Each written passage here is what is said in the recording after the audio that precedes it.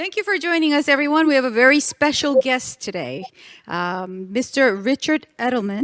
He's the president and CEO of global public relations firm Edelman. Would you like to say hello, Richard?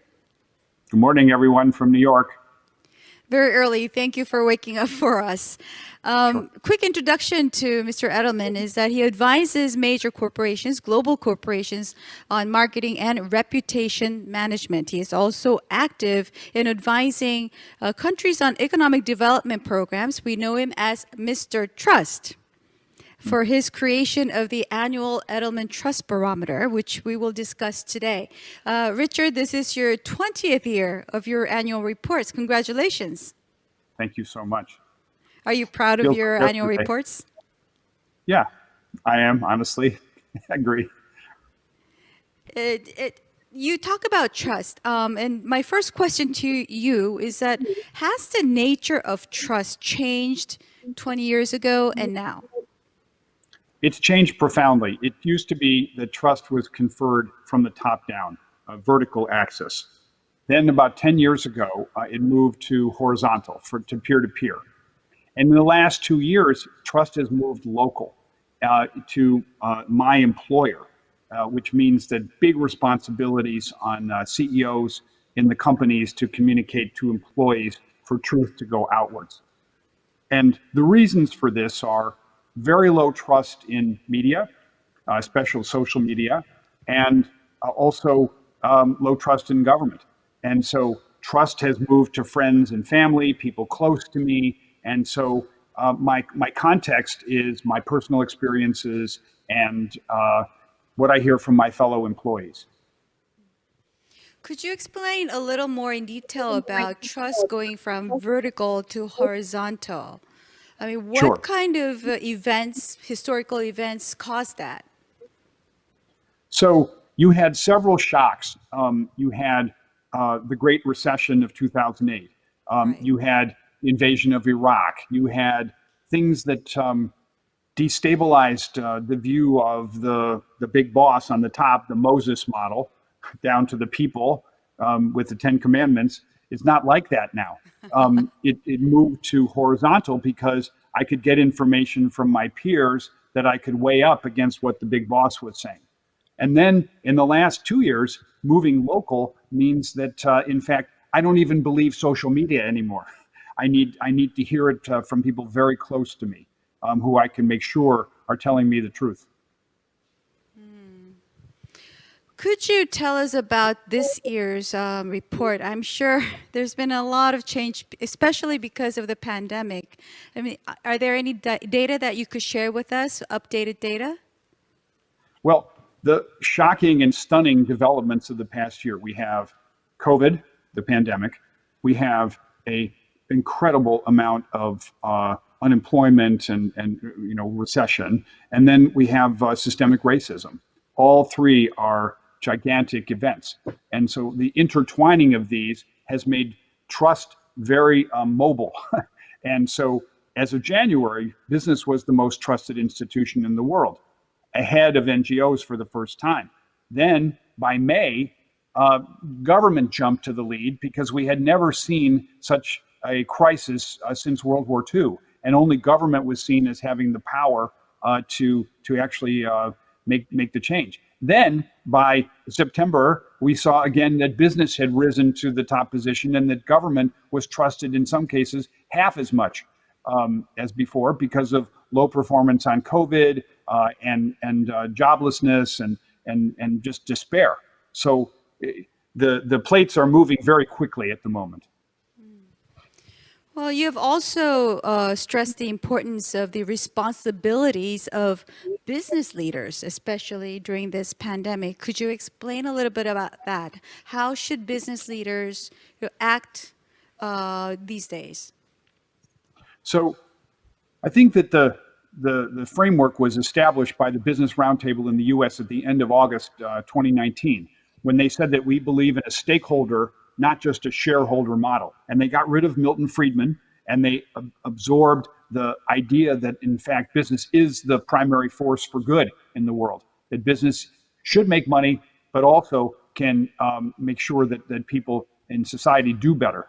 And so that's a new challenge for leaders in business who have to take on some of the issues, whether it's health, whether it's education, safe transport, or safe eating.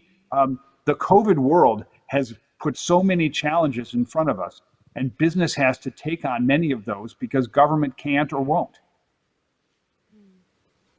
Well, what you're saying seems pretty much doable or adjustable in the Western countries. But when you come to Asia, for example, Korea, Japan, and China, where the society is a little more closed and open in terms of expressing opinions or expressing policies. I mean, these business leaders, they tend to stay more silent than speak out. Do you see a difference between the Asians and the Western business leaders? And also, do you think that's the way all business leaders should be going in terms of, global economics or global leadership, that's how global leaders should go towards? I understand the Asian way. I've been traveling and working with Asian companies for 40 years. However, the time demands that CEOs reconsider being shy, being head down as a matter of low risk. You get 5 times more trust as a corporate leader and for your company if you speak up about issues of the day. I'm not saying that you have to be political. I'm saying that you have to be societal. And that's a big distinction.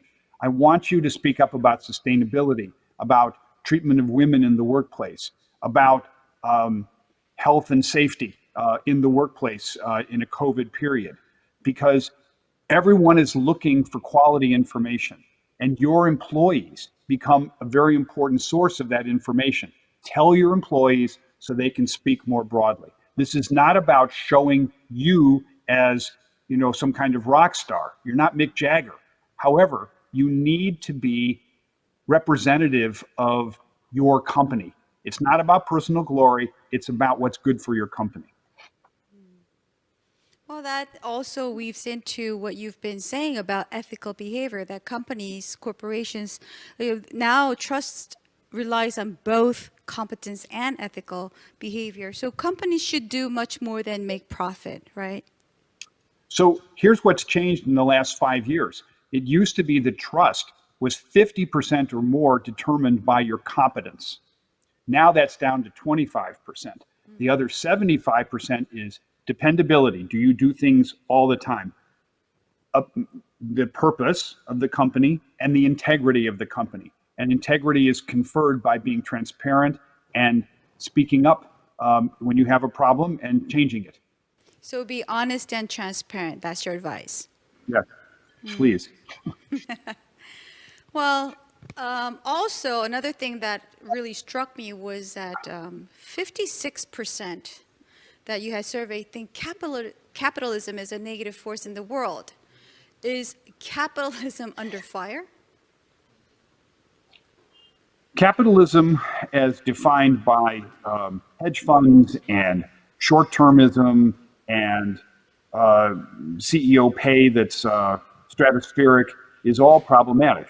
I think people recognize that business done well is the most trusted institution. Business done badly can be a deeply destructive force.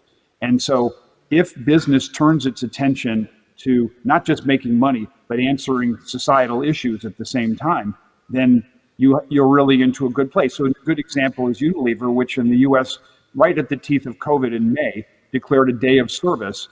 Every one of the products from its 14 factories went to food banks and people in need. And that was an incredible example of corporate responsibility. Let me talk a little bit about Korea. I'm not sure how much information you have about this country here, but South Korea was one of the 5 countries that did not think so about capitalism being negative. But in reality, this country, whether people think capitalism is positive or negative, it's experimenting various policies of state capitalism to improve social inequality. I mean, is this where the future is going? Is that how you see it? Or does that only apply to certain countries? Look, I think Korea is an interesting case because you have, in our 20 years, relatively low levels of trust in business. It's pretty much even with government over the years. And there was some sense of maybe too close a relation between business and government, for example, or that there was a sense maybe of, bigness. But, we have worked with Samsung for more than 20 years. And I will tell you that there's a real consciousness change. And I give the company a big plus on, for example, I know that in the face of automation and of risk to employees being made redundant by machines, Samsung has opened its factories after work hours to give people in Germany and other markets a chance to be retrained. And this is a significant move by the company to play ahead for the future. That's what needs to happen. Invest in the workforce. Yes, automation means job fears, means we have to retrain people. Also, what you are trying to say, does that more or so apply to manufacturing companies or in the service industry as well? For example, companies that do creative work, do they need to do that too? Stay ethical, communicate? Is that also crucial to all industries throughout? It's a universal for business. And what I'll tell you is that, in fact, COVID has affected more service businesses than manufacturing, actually. And whether it's restaurants, hotels, travel, anything like this. And so smart service companies are actually doing this retraining, doing the outplacement, making sure that they offer employees the chance to be educated even while they're on the job. They can take courses remotely from universities that the companies help to subsidize. So they're seen as acting on behalf of the employee.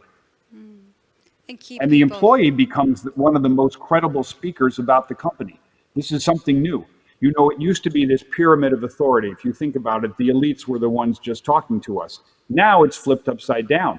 Imagine all the changes that have happened because the Google employees said, we want a different treatment of women in the company. And this has led to all sorts of changes in tech. It's damn brave by the employees and also by the CEO, Sundar, who said, I'm with the employees. This is good. I like it. I see. What about trust paradox what exactly is trust paradox?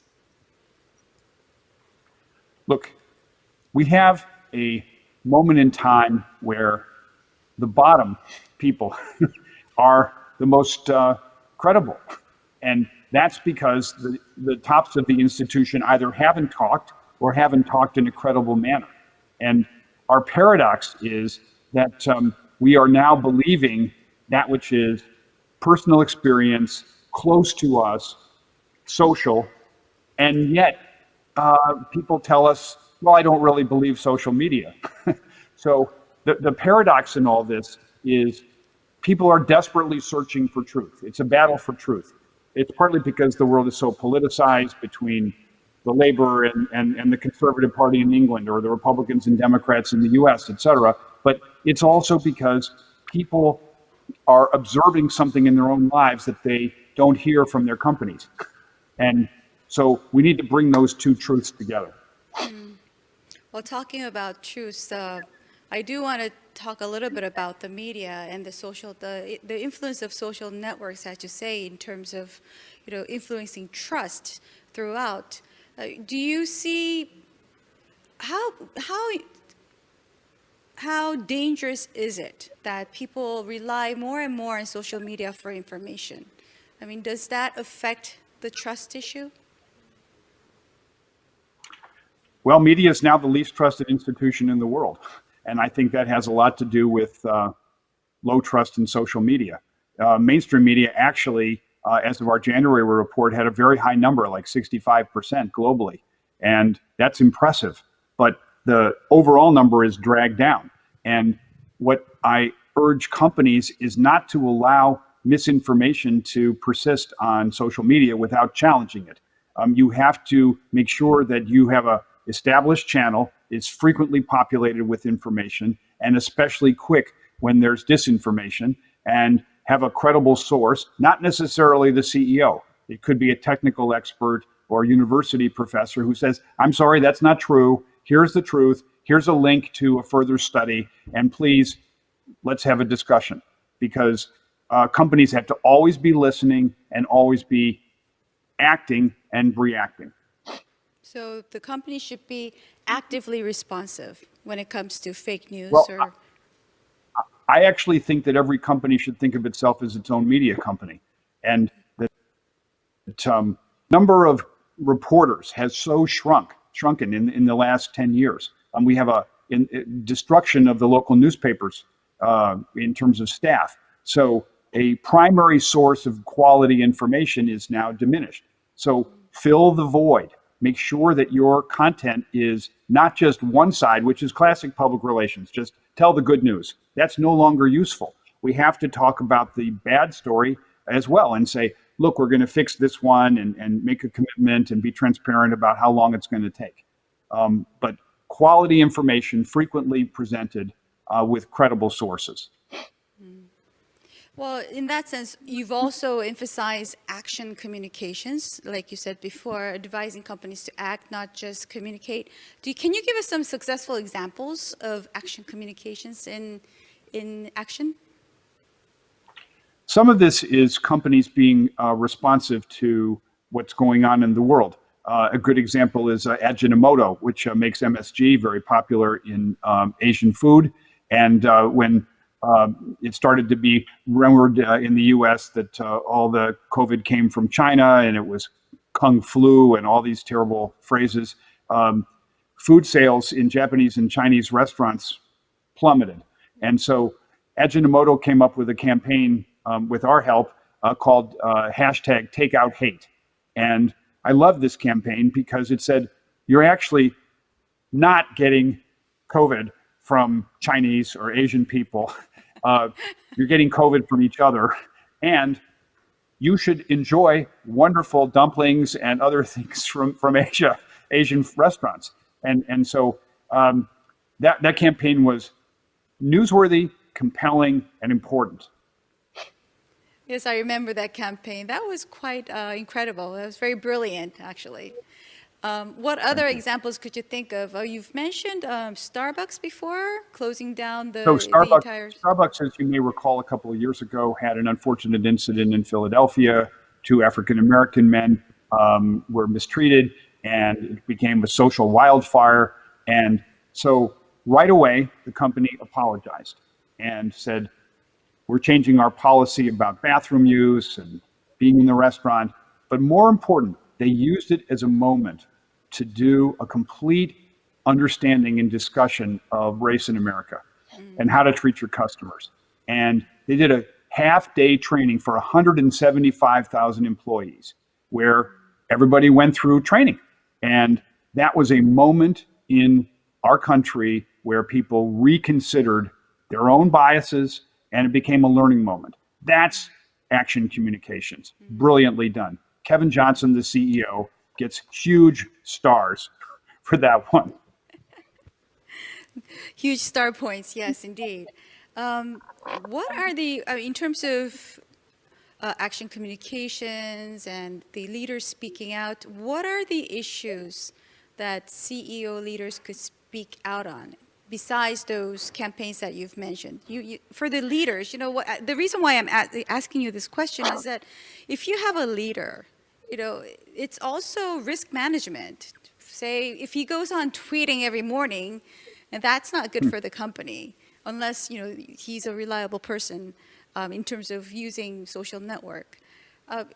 So for the companies, my isn't that the norm? Isn't that the textbook? Keep your CEO under control and make sure he doesn't say anything that would upset the public? Here's the thing that people don't appreciate. Our data has shown that companies that stand up and speak up about issues get 5 times more trust than companies that keep their heads down. And this is a universal across the world. And it is a profound change in behavior for CEOs, because it's always been risk minimization, don't stick your head up, that's too crazy, if the world is out there, too risky. No, speak up, and speak up about sustainability, speak up about gender, speak up about racial issues, speak up also about education, about health, wear a mask, show that you're leading from the front, and listen to your people. Make sure that there are channels for the company to enable the employees to speak freely, and not to leak company secrets, but to make their views known about, hey, we should be doing better about water use, or we should be doing better about electric vehicles, or any of these other. Well, then again, what you say, what you advise to the business leaders, I think it could be more receptive in multinational companies. But if you go to Asian countries like Japan, Korea, or China, where people are viewed, more virtuous by not speaking out, especially the elites, it's a challenging task for the business leaders out here in Asia. And for example, many are afraid of boycotting of products, also consumer activists. There's always, if there's a pro, there's always a con. How do you deal with that? So in my trips to Asia, I frequently see CEOs, and I make the case, this is not about you. It is not about glory of your personality. Just the opposite. You are expressing, on behalf of all your employees, the views of the company, and why the company should care, for instance, about the sustainable development goals, or about how women are treated in the workplace. And we have to make sure that everyone appreciates that companies have a soul, that it's not simply about the dollars or the yuan or whatever. It is actually about how we are going to make society better. This again is a big change for leaders, but the leaders, for example, over the weekend, Business Roundtable reiterated its support for the electoral process in the US. A year ago, the Business Roundtable made a commitment to a stakeholder society in which the making of money was one of only 4 things that's the job of business. And so this is a sea change, and I hope Asian companies follow this lead, because actually many of them are doing more on sustainability. And example, if we have an Olympics in 2021, Japan would be well advised to talk about its sustainability initiatives, green rooftops and changing vehicles and things, because this is the new Japan. That's their moment. Listening to your answers, I love this conversation, by the way. I'm learning a lot. What struck my mind, just came to my mind, is what Vice President-elect said at her speech, acceptance speech. She said, democracy is not a state, democracy is an act. You remember that? I do. It made me get tears. So how does this weave into your concept of brand democracy? So I think that brands have been an underappreciated part of societal change. If you think about a campaign such as the Dove campaign for Real Beauty, about the idea that every woman, no matter what her shape or freckles or anything else, is beautiful. This has been going for almost 15 years. And it was one of the first to take on a serious issue of women's, self-typing of their bodies. And that's the kind of profound change that brands can achieve if they're willing to step into the big questions of the time. And there are so many questions to be answered. And they have big marketing budgets, and they have big creativity, and they have people who work in ad agencies and PR firms willing and able to make those changes. So I really encourage all the listeners who are in brand positions, please use your power to make those changes. And again, your ability to change market share is actually dependent on your willingness to take that risk to step into the conversation. People don't want good-looking girl, good-looking guy, driving a car, happy, smiling. No one believes that. What they want to hear is, be part of my life, help me change. You know, we're actually introducing a study tomorrow about brands in time of crisis. And what we see is, 45% of people have changed their brands based on what a brand has done about COVID. That's stunning. That's amazing.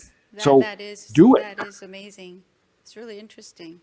Are you saying that democracy should be restored by the business sector then?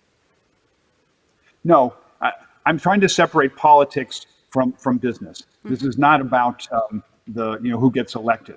What I'm saying is that society desperately needs brands to show the true face. For example, I'm married to a Hispanic woman, and most of the imagery around Hispanics in the U.S. has to do with they're working in restaurants or things like this. They're also engineers and astronauts and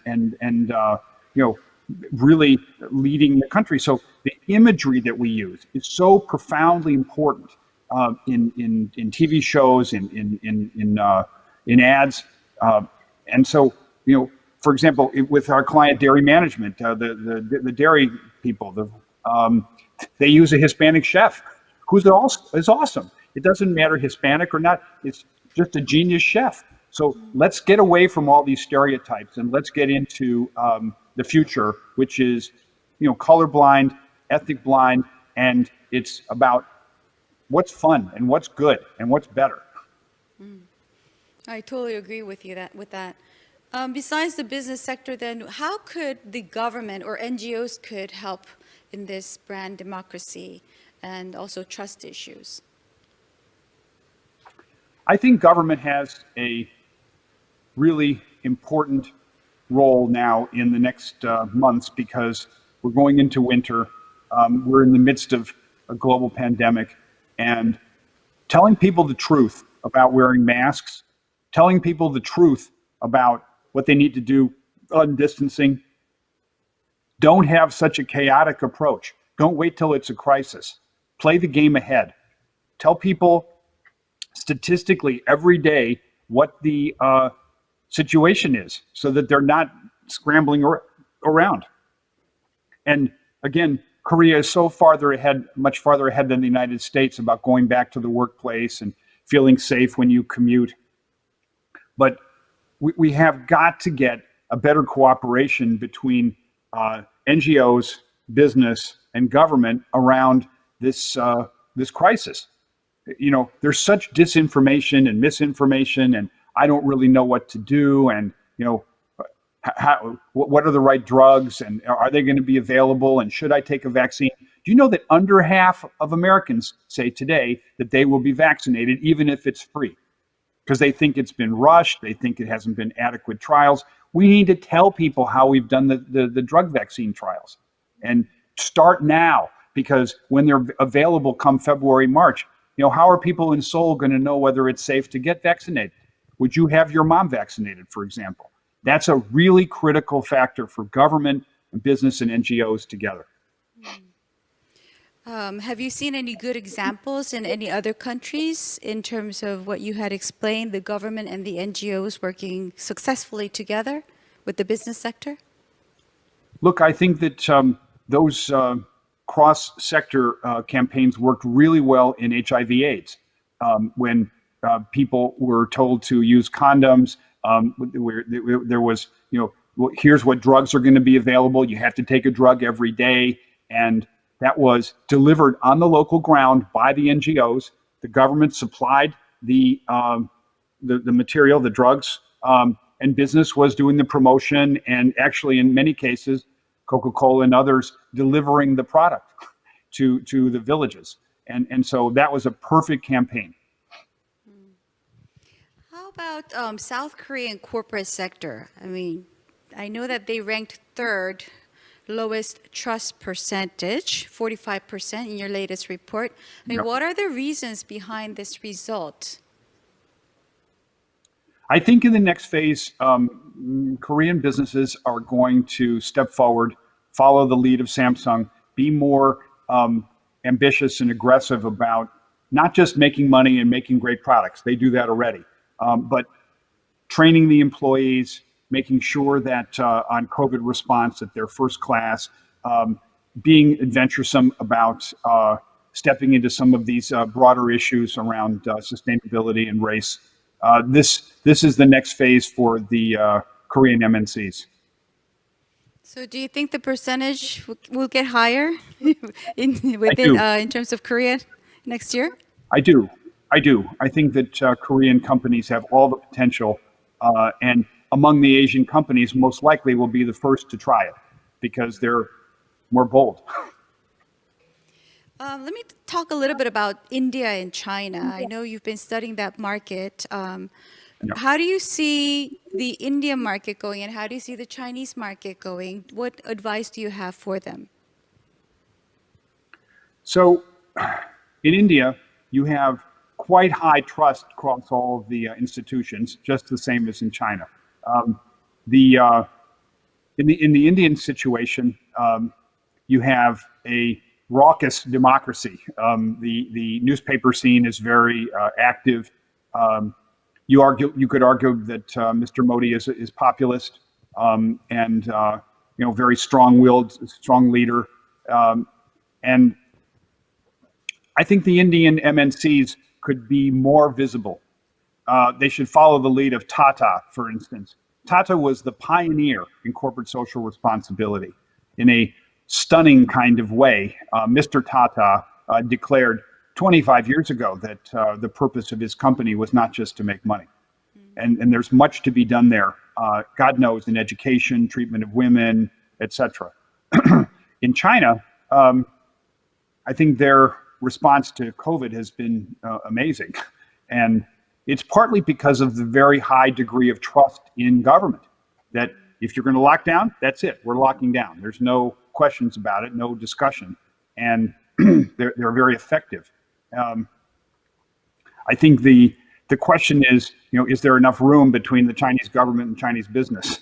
And so too much proximity leads to a loss of trust. Too much proximity leads to loss of trust. Could you If it seemed explain like that a this, little? as opposed to separate institutions. People want business and government to be separate institutions. They don't want it just like this. Separated to be healthy. Separate, healthy. Well, I think that's about it. Is there anything that we didn't touch on that you wanted to speak about? I just think that the obligation of executives at the moment is to speak very frequently to the employees, to make sure that the employees feel good about the mission, that in fact, great companies are built from inside out, not from outside in. And the idea of having a framework such as the Sustainable Development Goals or other that can be relied upon, and there's a certain degree of reporting on progress certainly every year, but much more frequently today because of the real loss of trust in the media sector. And so we need to get quality information to people so they can make good decisions. It's really that simple. Trust becomes the sort of element of coherence. And I really want companies to put trust scores for their executives when they're doing the judging every year of whether they deserve a bonus. Did you do something in your community? Did you do something to make your products speak about the issues? Did you do something to help the society in your country? These are all criteria that should be used to evaluate performance of company. And also, there's one thing that I didn't mention, which I wanted to talk to you about. According to the survey, you said that people are most afraid of losing jobs these days. And that percentage was quite up high, which was quite surprising. Was it So 70 in our something study that's percent? coming out tomorrow, what we saw is even again a very fast change in what people are scared about. It's all about personal health, education of their children. COVID has had a profound impact, especially in the West, on values. It's all about save me. I don't want to be sick. I don't want my mom to die. I want to have a world in which my kids don't have to do education from home. I want to go back to normal. That's a big shift, even in 8 months. Well, as many experts say, we will not go back to normal. It's going to be new normal, correct? Absolutely the new normal. Yes. Well, all right, that's about it. We would like to have some questions, but unfortunately, we're doing this on Zoom, online, so we won't be having any questions. But thank you so much for joining us today. And I hope you keep safe. Oh, yeah. And hope to see you soon.